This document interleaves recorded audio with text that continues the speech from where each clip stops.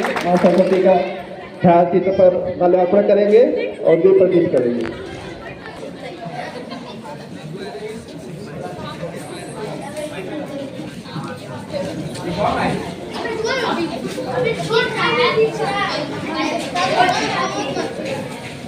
आइए मैडम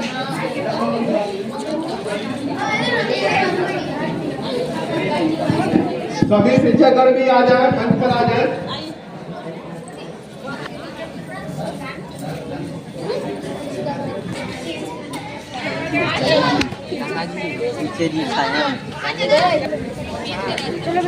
दीप ज्योति परम ज्योति, दीप ज्योति परम ज्योति, दीप ज्योति जनार्दनः, दीपो हरतु मे।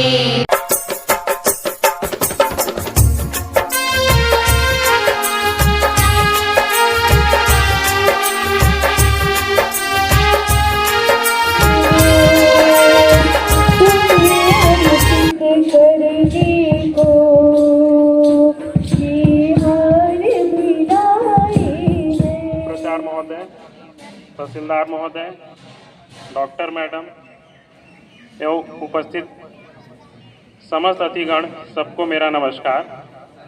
और नवयुवक छात्र छात्राओं को मेरा स्नेह एवं भविष्य के लिए शुभकामनाएं। मैं नितिन विश्वकर्मा छत्तीसगढ़ राज्य ग्रामीण बैंक में सीनियर मैनेजर के पद पर शाखा भटगांव में पदस्थ हूँ, है ना। मैं कुछ अपना अनुभव और कुछ बातें जो मैंने आप लोगों के लिए तैयार किया है उसे साझा करूंगा, जिससे आप लोग का भविष्य में कुछ न कुछ सीखने को मिलेगा और आगे आने वाले समय में आपको काम आएगा। मैं स्पेशली यहाँ बात करने आया हूँ 12वीं क्लास के छात्राओं से। 12वीं वाले कहाँ बैठे हैं? छात्र छात्राएं हैं कि सिर्फ छात्र हैं? अच्छा, तो 12वीं के छात्र सब लोग अपना अपना लक्ष्य यहाँ से जाने के बाद निर्धारित करेंगे या फिर पहले ही सोच लिए होंगे। मुझे ये बताते हुए काफ़ी हर्ष हो रहा है कि सर लोगों ने आप लोगों के लिए इतना बेहतरीन आयोजन किया है। कृपया इसके लिए सर लोगों को एक ताली बजाया जाए।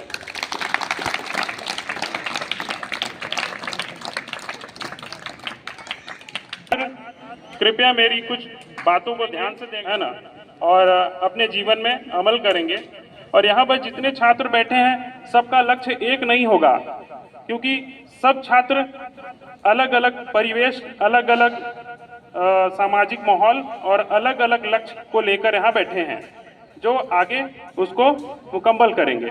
तो यहाँ पर मुझे ये बताओ कि कितने छात्र पुलिस में जाने वाले हैं? 1 2 3 4 5 6 7 8 9। मैं बैंकिंग सेक्टर में कुछ आप लोग को मार्गदर्शन दूंगा कि बैंकिंग सेक्टर में सिलेक्शन के लिए IBPS का एग्जाम देना पड़ता है, institute of banking and personal selection. उसके थ्रू आप बैंक में एंट्री लेवल जैसे क्लर्क, फिर ऑफिसर 1, ऑफिसर ग्रेड 2 और ऑफिसर ग्रेड 3। मगर ऑफिसर 1 और क्लर्क का डायरेक्ट एंट्री लेवल में सिलेक्शन होता है। ऑफिसर 2 और ऑफिसर 3 के लिए आपको अनुभव की भी आवश्यकता पड़ती है। तो 12वीं के छात्र को सब समझ में आ रहा है कि गोल गोल घूम रहा है?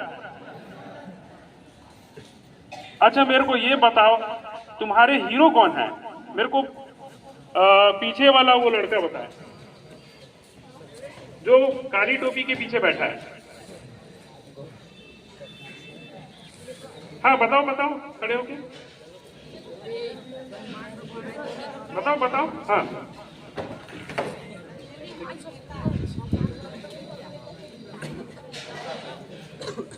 यहाँ जाओ, नहीं सुनाई दे रहा है तो यहाँ जाओ, मैं सुन लूंगा।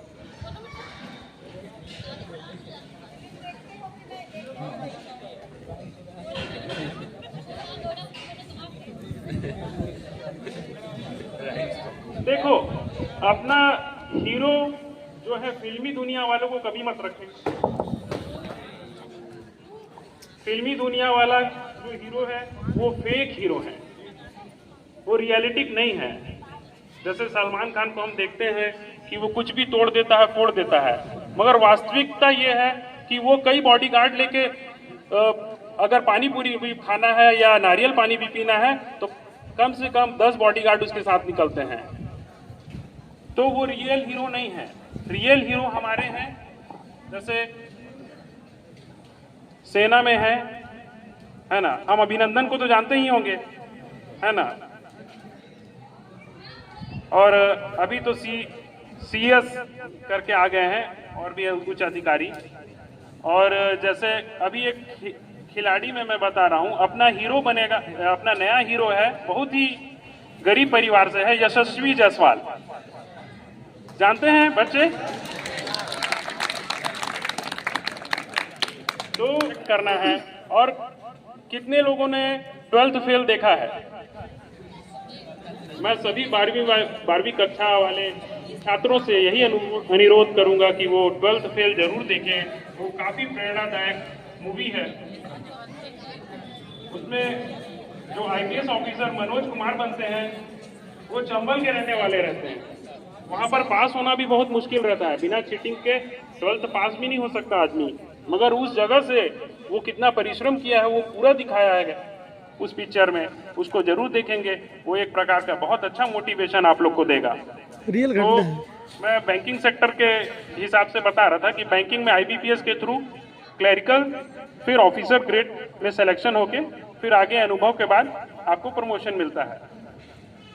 फिर जैसे अपने आप को मोटिवेट करने के लिए, मोटिवेट मतलब प्रोत्साहित करने के लिए कुछ चीज़ों की आवश्यकता पड़ती है। जैसे जिनके परिवार में परिश्रम देख रहे हैं बहुत पहले से, वो अपने परिवार से भी मोटिवेशन ले सकते हैं, उनको अतिरिक्त मोटिवेशन की आवश्यकता नहीं रहती। और आगे पढ़ाई के लिए आपको सबसे महत्वपूर्ण चीज है अपने प्रति अपने आप को सच रखना है कि नहीं मैं सही हूं। क्या चीज में सही हूं? कि मैं सही समय दे रहा हूं। ये नहीं कि आज पढ़ने के लिए बुक उठाए, लास्ट यूनिट पढ़ रहे हैं कि मैं पढ़ लिया हूं। अपने आप को बेवकूफ नहीं बनाना है। अगर आप अपने आप को बेवकूफ बनाएंगे तो आप जीवन भर बेवकूफ बनेंगे। आपको अपने आप को सही बताना है और सही करना है। तो टाइम मैनेजमेंट करना है आपको कि मेरे को क्या क्या टाइम अपने लिए देना है, क्योंकि आप टाइम नहीं देंगे तो आप कुछ भी लक्ष्य हो हासिल नहीं कर पाएंगे। एक छोटा से छोटा काम, चाहे वो नौकरी हो चाहे व्यापार हो, आप नहीं कर पाएंगे। टाइम मैनेजमेंट आपको बहुत जरूरी है। और ये कंपटीशन का जमाना है, कंपटीशन आपको फाइट करना पड़ेगा। तो उसके लिए आपको समय देना पड़ेगा, आपको अपने नॉलेज को बढ़ाना पड़ेगा, अपने स्किल्स को बढ़ाना पड़ेगा और अपनी कम्युनिकेशन, वार्तालाप को समाज के हिसाब से डालना पड़ेगा, जिससे सब आपको समय के हिसाब से आपको उसमें मधुरता लाना पड़ेगा, समय के हिसाब से। मगर कोशिश रखना है कि ज्यादातर मधुर वाणी ही निकले, कि वही आपको इंटरव्यू में निकालेगा। कंपटीशन के हिसाब से आपको जैसे आप कंपटीशन के परिवेश में जा रहे हैं तो उसमें आपको सिलेबस अपना कंप्लीट करना पड़ेगा, रिवीजन करना पड़ेगा और सेल्फ एजुकेशन करना पड़ेगा। सेल्फ स्टडी के साथ साथ जो छात्र अपने में जैसे मित्र हैं तो मित्र का बिल्कुल सहयोग लेंगे, मगर पढ़ाई के लिए, क्योंकि एक दूसरे का हाथ पकड़ के हम आगे बढ़ सकते हैं और एक दूसरे का हाथ पकड़ के हम गड्ढे में भी जा सकते हैं। तो ये आपको सोचना है, तो एक दूसरे का हाथ पकड़ के आगे बढ़ना है। क्योंकि जब दूसरा बंदा पहाड़ नहीं चढ़ पाता है तो देखते होंगे कई मूवी में हाथ दे के उसको खींचते हैं, और बहुत कम मूवी में दिखाया होगा कि हाथ पकड़ के नीचे खींच देते हैं। तो वो दोनों चीज को सोचना होगा आपको। तो ग्रुप ऐसा बनाएं जो फ्रेंड सर्कल आपको मदद करे। देखो ये समय है अपने लक्ष्य को पाने का, और बाकी जो अतिरिक्त बदमाशियां रहता है, सीधा सीधा मैं बोल रहा हूं, बदमाशी वो एक समय बाद नहीं रह जाएगा, क्योंकि ये समय आपको मिला है गोल्डन पीरियड। ना आपके ऊपर जिम्मेदारी है परिवार का, ना तो आपको कमाने का, आपको सिर्फ लक्ष्य निर्धारण, लक्ष्य प्राप्ति के लिए ये समय मिला है। आगे बहुत सारी जिम्मेदारी आ जाएगा और आप उसमें फंस जाएंगे, फिर आप एकाग्र नहीं हो पाएंगे और अपने लक्ष्य को नहीं प्राप्त कर पाएंगे। और बहुत एक अच्छा मोटिवेशन के लिए आप चंद्रगुप्त को पढ़ सकते हैं कि एक भीड़ के बीच का छात्र जिसकी माँ आया थी, वो चक्रवर्ती सम्राट बना था भारत का, अखंड भारत का। उसको भी आप पढ़ सकते हैं, उससे आपको बहुत ज्यादा प्रोत्साहन मिलेगा अपने जीवन में। आगे आने वाली भविष्य के लिए कुछ बातें मैं बोलूंगा कि अपने आप को अपडेट रखिए, है ना। अपने अंदर सामने वाले से लड़ने की क्षमता बढ़ाइए। सामने वाले से लड़ने का मतलब कंपटीशन से लड़ने का क्षमता बढ़ाना है। और अपने कॉम्पिटिटर को, जो आपका कॉम्पिटिटर है वो क्या कर रहा है, इस चीज की भी जानकारी होनी चाहिए। क्यों? क्योंकि जब युद्ध हो रहा है, आपके पास तलवार है और सामने वाले के बंदूक, तो ये जाहिर है कि सामने वाला बंदूक वाला ही जीतेगा, आप चाहे कितना भी अच्छा तलवार चलाना जानते हो। तो इस चीज को आपको याद रखना है कि आपका हथियार भी अपडेटेड होना चाहिए। फिर मैं एक लास्ट कहूंगा कि एक भारतीय संस्कृति में विद्यार्थियों के लक्ष्य निर्धारण के लिए एक छोटा सा अंतरा है।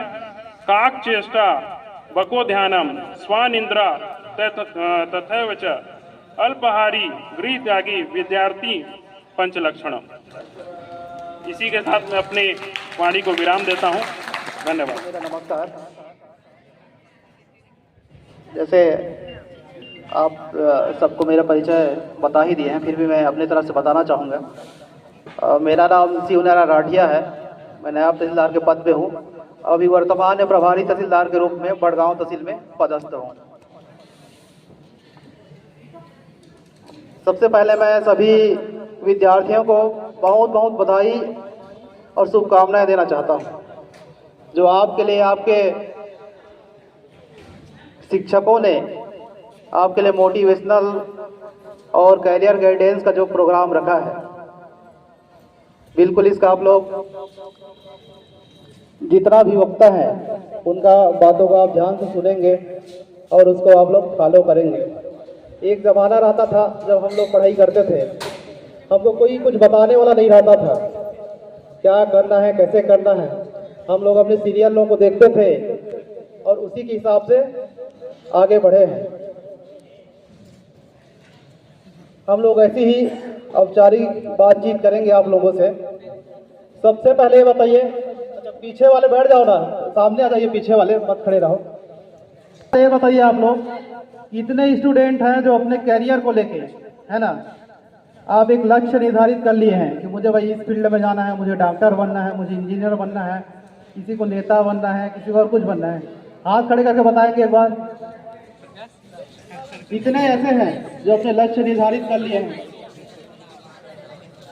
अच्छा, बाकी लोग देखिए, जिन्होंने हाथ खड़े किए थे तो उनको बहुत बहुत बधाई, और जिन्होंने हाथ नहीं किए, हम लोग अपना लक्ष्य निर्धारित करिए। सबसे पहले जिंदगी का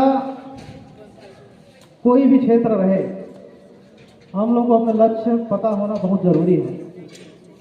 जैसे मान के चलिए आप लोग घर में तैयार होते हैं, बैग लेके आए, किताब पकड़ लिए और आपको पता ही नहीं है कि जाना कहाँ है। मान के लो कोई बूंदिया से निकला, है ना, काफ़ी किताब बैग सब पकड़ लिया और उसको पता ही नहीं है जाना कहाँ है, तो सोच सकते हो कहाँ कहाँ जा सकते हो। अंबिकापुर भी जा सकते हो, सोनपुर साइड भी जा सकते हो, कहीं भी जा सकते हो, स्कूल नहीं पहुँचोगे। वैसे ही बस में चढ़े, आपको पता ही नहीं है कहाँ जाना है, तो फिर कहाँ पहुँच जाओगे, समझ सकते हो। तो आप छोड़ करना कितना महत्वपूर्ण है। आप लोग पढ़ने के लिए आए हैं, 11वीं 12वीं के हैं, है ना, 6वीं 7वीं जो भी क्लास के हैं, आप लोग अगर अभी तक लक्ष्य निर्धारित नहीं किए हैं तो बिल्कुल आप लोग लक्ष्य निर्धारित करना चाहिए। जब आप लोगों को पता ही नहीं कि करना क्या है तो आप लोग पढ़ाई करने का मुझे नहीं लगता है कोई मतलब है। मतलब है क्या बताइए? हैं? बताओ ना, खाना खा के आए हो ना तुम लोग? वही जब तक लक्ष्य निर्धारित नहीं करेंगे तब तक कोई मतलब नहीं है। बिल्कुल नहीं मानते पढ़ाई का कोई मतलब है। हाँ, और इसमें एक चीज आप लोग जरूर ध्यान रखेंगे कि किसी के कहने पर, जैसे मैं बोल दें कि भाई तुमको डॉक्टर बनना है, पिताजी बोल दें कि तुमको ये बनना है, बिल्कुल ऐसा नहीं होना चाहिए। आप अपने अंदर के बात तो सुनिए, है ना। जरूरी नहीं है कि आप लोग भाई पढ़ रहे हैं तो सरकारी नौकरी ही मिले या फिर और कुछ बने। आप लोग अच्छे स्पोर्टमैन बन सकते हैं, नेता बन सकते हैं, है ना। कोई अगर डांसर होगा डांसर बन सकता है, पेंटर है पेंटर बन सकते हैं। मतलब मेरे कहने का मतलब आपके हुनर को समझिए, अंदर में जो आपका हुनर है।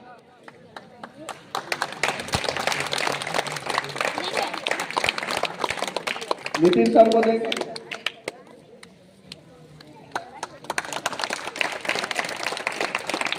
अशोक कुलवानी सर को देंगे।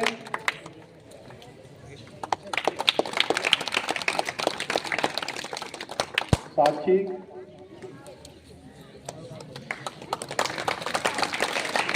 वर्षा,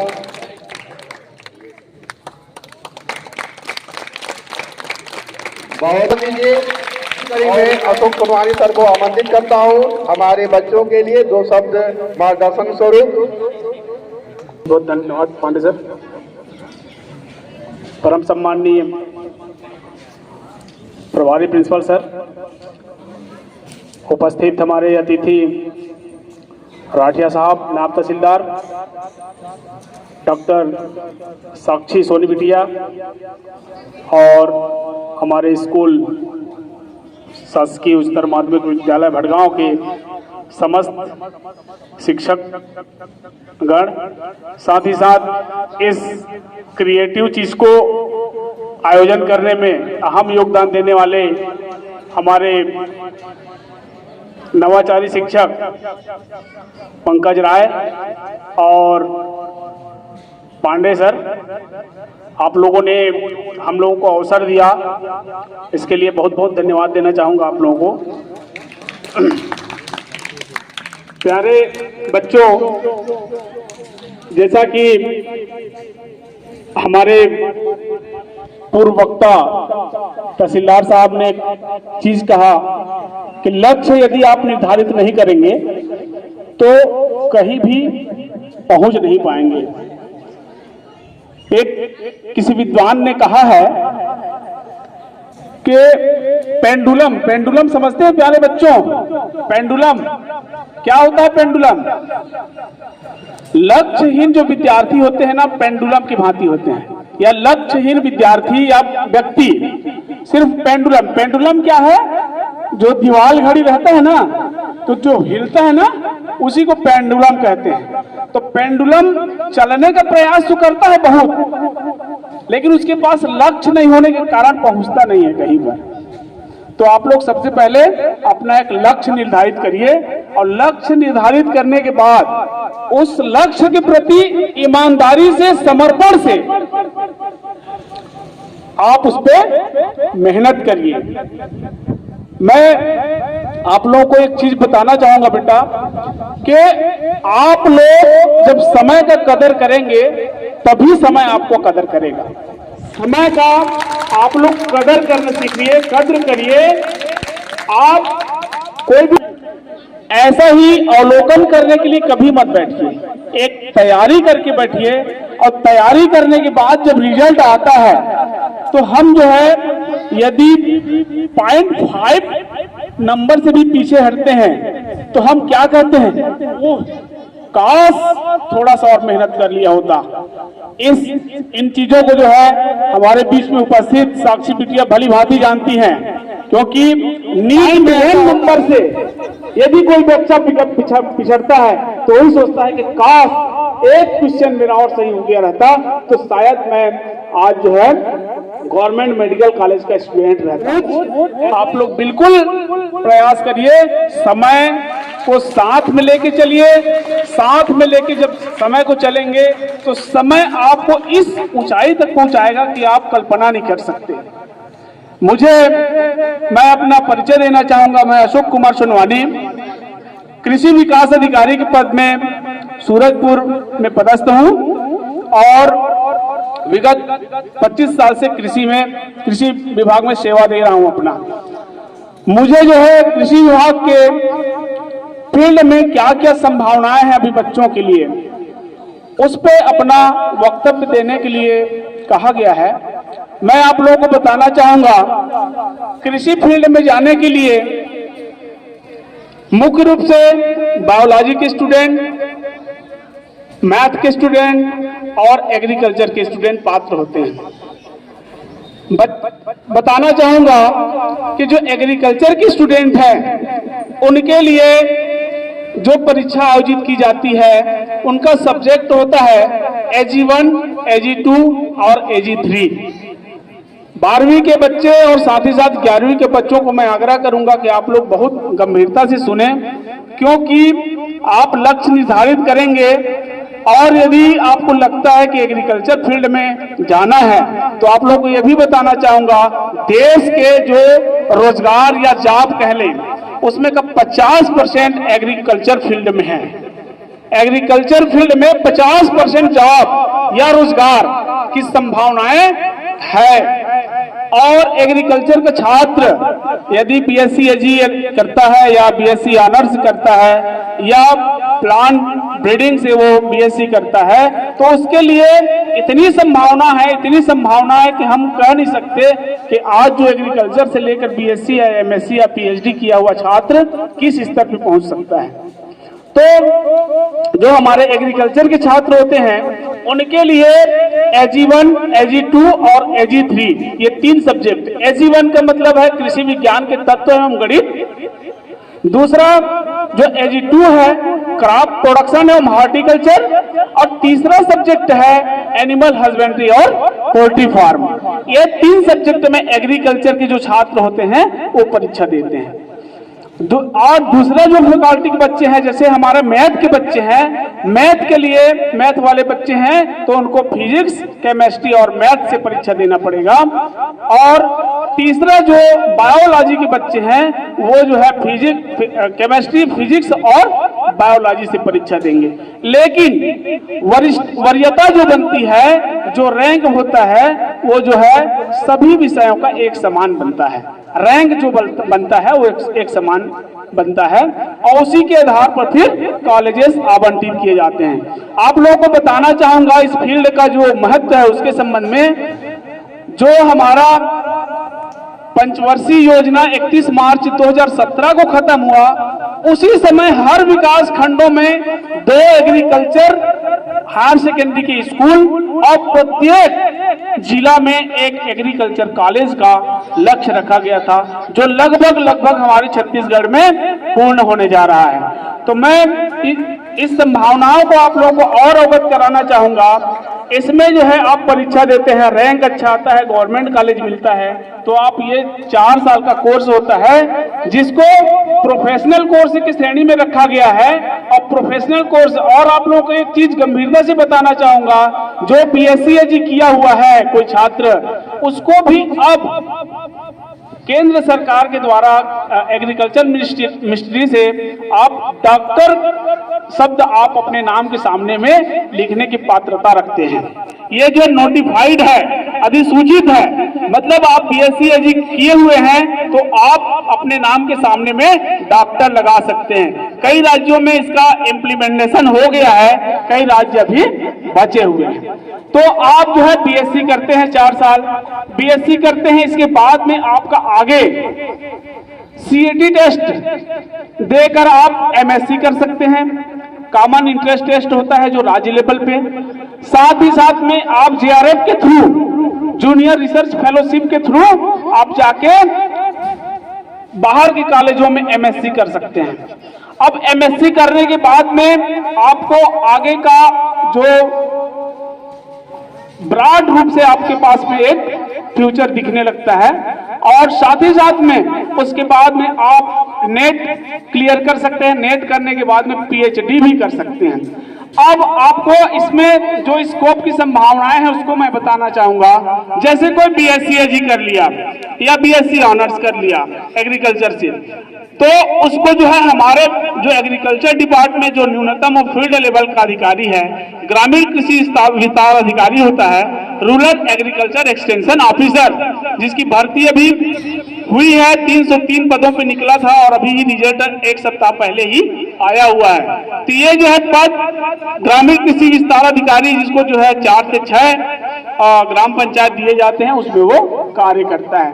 इसके बाद में आप जो है इसी फील्ड में और जाना चाहते हैं तो केंद्र सरकार का जो स्कीम है आत्मा योजना, इस आत्मा योजना में आप संविदा के पद पे ATM और BTM बन सकते हैं, ब्लॉक टेक्निकल मैनेजर और असिस्टेंट टेक्निकल मैनेजर। ये 2 पद संविदा के रूप में है, जिसका सैलरी आज जो है 32 से 35 हजार रुपया है। संविदा में है, फिर भी 32 से 35 हजार सैलरी दिया जाता है। इसी तरह आप MSc करते हैं। MSc करने के बाद में हमारे एग्रीकल्चर डिपार्टमेंट पद जो कृषि विकास अधिकारी का पद हो गया, वरिष्ठ कृषि विकास अधिकारी का पद हो गया, सहायक संचालक का पद हो गया, ये सब पद जो है आप एग्रीकल्चर MSc करने के बाद में आप पात्रता रखते हैं कि आप इसके एग्रीकल्चर डिपार्टमेंट के द्वारा जो है व्यापम से जब विज्ञापन जारी किया जाता है तो आप जो है उसमें परीक्षा देके पास होते हैं तो आपको ADO, SADO और ADA के पद आपको मिल जाते हैं। अब आगे जो है जाके आप यदि PhD करना चाहते हैं या नेट क्वालिफाई कर लिए, आप नेट क्वालिफाई कर लिए तो और PhD कर लिए, तो आपके लिए असिस्टेंट प्रोफेसर का पद आपको चांसेस रहेंगे। साथ ही साथ असिस्टेंट प्रोफेसर के साथ में आप एसोसिएट प्रोफेसर के पद आप प्राप्त कर सकते हैं। कृषि विज्ञान केंद्र में SMS का पद होता है, सब्जेक्ट मैटर स्पेशलिस्ट पद, जो क्लास 2 पद होता है, जो हमारे हर जिला में लक्ष्य निर्धारित किया गया है कि हर जिला में जो है कृषि विज्ञान केंद्र भी खोले जाएंगे। तो उसमें आप जो है SMS के पद पे SMS पद आप प्राप्त कर सकते हैं। इस तरह से ब्रॉड रूप से जो है हमारा एग्रीकल्चर का फील्ड है। आप लोगों को बताना चाहूंगा, एग्रीकल्चर का जो GDP पे योगदान है 1991-92 में 35% था।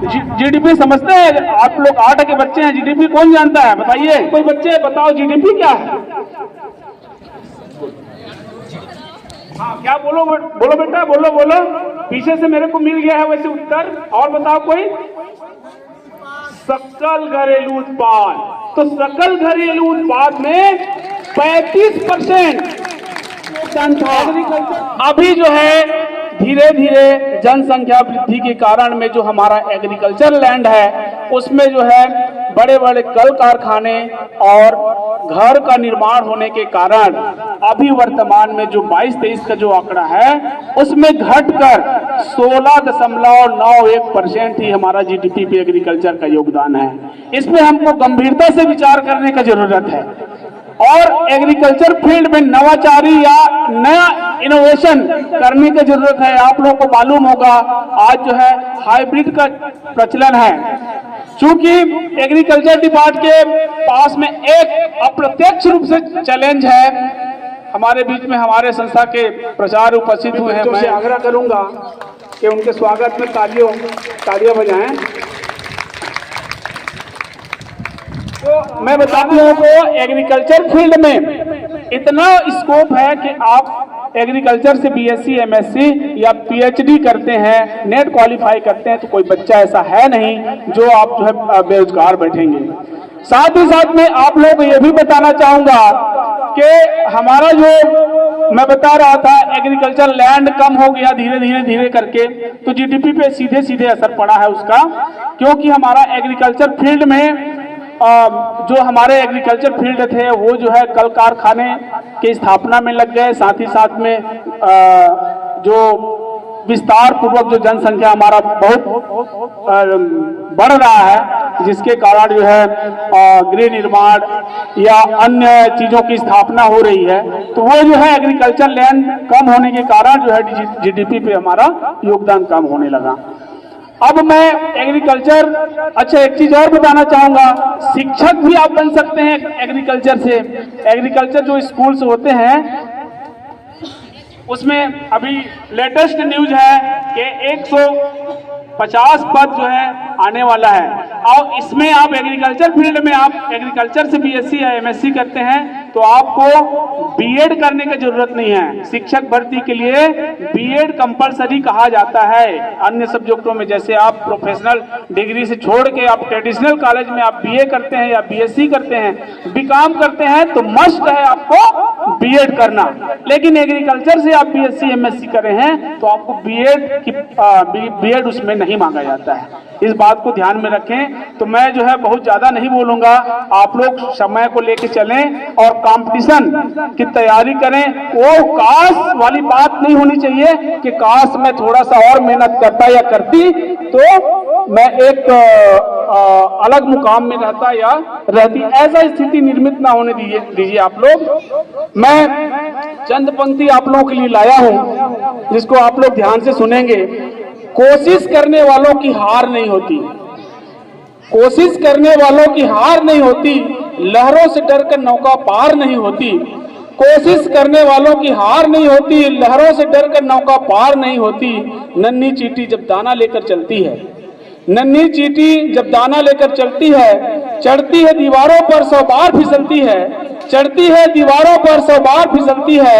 मन का विश्वास रगों में साहस भरता है, मन का विश्वास रगों पर साहस भरता है। चढ़कर गिरना, गिरकर चढ़ना ना खरता है, चढ़कर गिरना और गिरकर चढ़ना ना खरता है। आखिरी में उसकी मेहनत बेकार नहीं होती, कोशिश करने वालों की हार नहीं होती। बहुत बहुत धन्यवाद। पूरा आप समस्त हायर सेकेंडरी स्कूल भटगांव को मैं बहुत बहुत धन्यवाद देना चाहूँगा कि आप लोगों ने 11वीं और 12वीं के बच्चों के लिए कैरियर गाइडलाइन के लिए आप लोगों ने हम लोग को आमंत्रित किया। और मैं आग्रह करूँगा प्यारे बच्चों, मैं यही रहूँगा और बताना चाहूँगा ज़रूरत पड़ेगा तो कभी भी आप लोग मेरे को कॉल कर सकते हैं, मैं उसके लिए सदा तत्पर रहूँगा। बहुत बहुत धन्यवाद करता हूँ कि देखो आपके जैसे भी हुआ है और हमारे बीच की बिटिया है, कैसे अपना करियर बनाई इसके बारे में। Members and dear students, good afternoon everyone. सबसे पहले मैं आप सभी को धन्यवाद करना चाहूँगी कि आप लोगों ने मुझे इस काबिल समझा कि मैं इस स्टेज पर खड़े होकर अपना एक्सपीरियंस शेयर कर सकती हूँ और इन बच्चों को मोटिवेट कर सकती हूँ। एंड डोंट वरी गाइस, मैं आप लोगों का ज़्यादा समय नहीं लूँगी because I exactly know how does it feel when someone is giving the lecture over here, so I will try to keep it short. सबसे पहले मैं अपने आप को इंट्रोड्यूस करना चाहूँगी। Myself doctor Sakshi Soni. मैंने अपनी स्कूलिंग जवाहर नवोदय विद्यालय बसदई से की है। Then I went to Kota for NEET preparation and then 2017 में आई गॉट सेलेक्टेड और 2023 में I got my MBBS degree from GMC Jagdalpur and currently I am posted as medical officer at CHC Bhatgaon. ये सब सुनकर आपको लग रहा होगा कि in all my life I have done only पढ़ाई, बट ऐसा कुछ नहीं है। मैंने बहुत पार्टीज़ की हैं, बहुत मस्ती किया है, आधा इंडिया में घूम चुकी हूँ। मैंने बहुत घूमा है अपने कॉलेज डेज में, बहुत पार्टीज़ की हैं और बहुत घूमा है, but at the same time मैंने अपने पढ़ाई को कभी पीछे नहीं छोड़ा है। एम हमेशा से बहुत क्लियर था कि मुझे डॉक्टर बनना है और यही एम आपका भी क्लियर होना चाहिए कि आपको अपनी लाइफ में क्या करना है। अगर जिन बच्चों ने अभी डिसाइड कर लिया है कि वो क्या करना चाहते हैं, बहुत अच्छी बात है, बट जिन्होंने नहीं डिसाइड किया है, जो कंफ्यूज हैं अभी भी कि वो क्या करना चाहते हैं, they are also not wrong because इस एज में कन्फ्यूजन होता है। When I was at your age I was also confuse, ठीक है। Then I went to my father, I talk to him and we decided कि मुझे क्या करना चाहिए।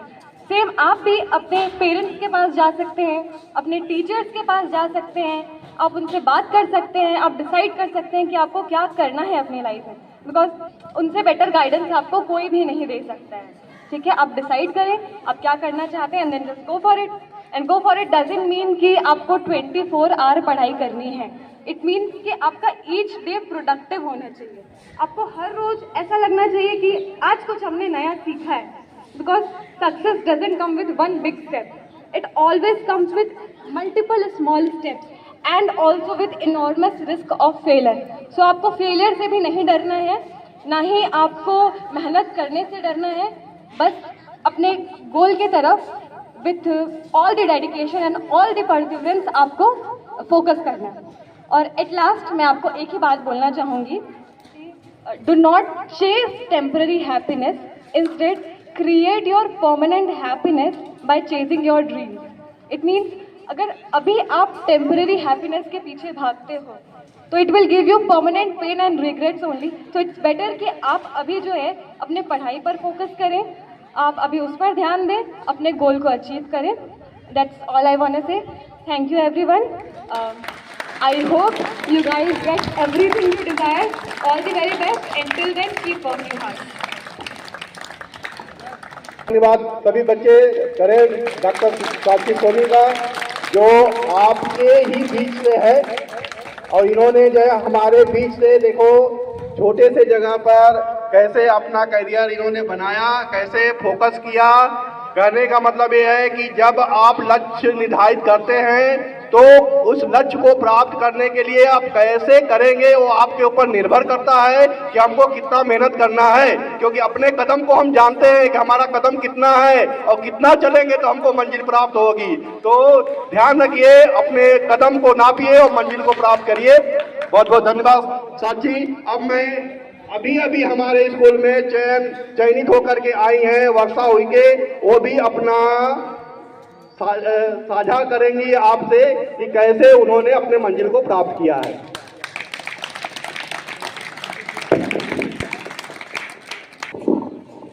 सर्वप्रथम जितने भी अतिथि आए हैं हमारे विद्यालय प्रांगण में, उनका हार्दिक स्वागत, अभिनंदन, क्योंकि आप लोग इतना अपना अमूल्य समय लेकर हमारे बच्चों को ये बताने आए हैं कि वो अपना फ्यूचर कैसे डिसाइड करें, उनको मोटिवेट करने आए हैं। उसके लिए आप सभी का बहुत बहुत धन्यवाद।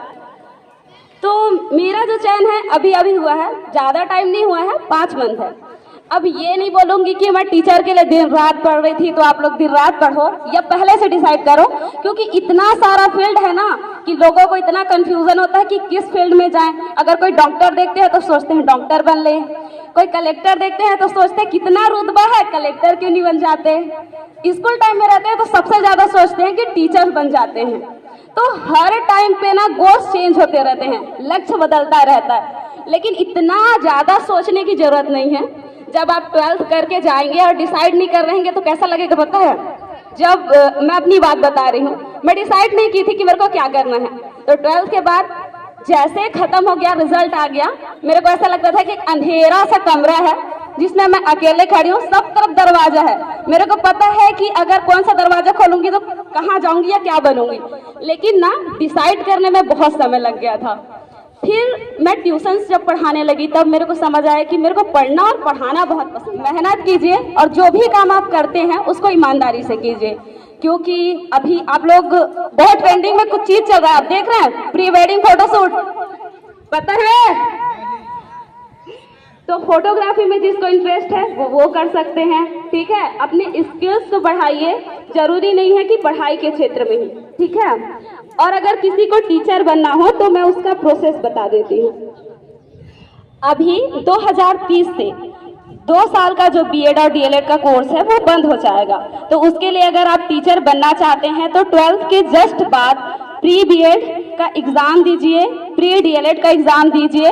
वो 4 साल का कोर्स होता है जिसमें आप बीए बीएड, बीएससी बीएड कर सकते हैं, उसके माध्यम से आप टीचर बन जाएंगे। एक और टीचर एलिजिबिलिटी टेस्ट होता है शिक्षक पात्रता वाला, लेकिन उसके लिए सबसे ज़्यादा जरूरी है कि आप पहले एडमिशन लीजिए, उसके बाद उसका एग्ज़ाम दीजिए। फिर जब वैकेंसीज आती हैं तो अगर आप शिक्षक पात्रता आपके पास नहीं है तो आप ज्वाइनिंग नहीं कर पाएंगे। इसके लिए सीटेट, सीजीटेट होता है, उसको आपको क्वालिफाई करना होता है, ठीक है। ज़्यादा भाषण नहीं दूंगी क्योंकि मेरे को भी पता है आज फेयरवेल है, तो एक पंक्ति बोल के अपनी वाणी को विराम दूंगी।